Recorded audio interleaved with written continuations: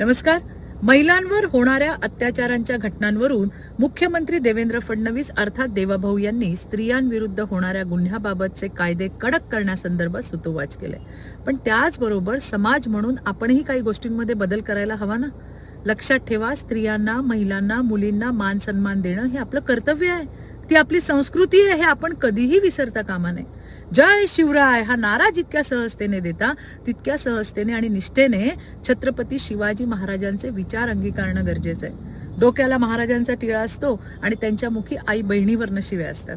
त्यामुळे आधी स्वतःमध्ये बदल करणं ही काळाची गरज आहे. तेव्हाच एक निरोगी समाज आणि शिवरायांच्या स्वप्नातला स्वराज्य प्रत्यक्षात उतरवता येईल.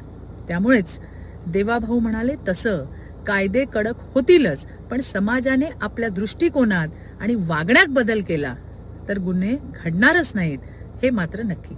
धन्यवाद. जय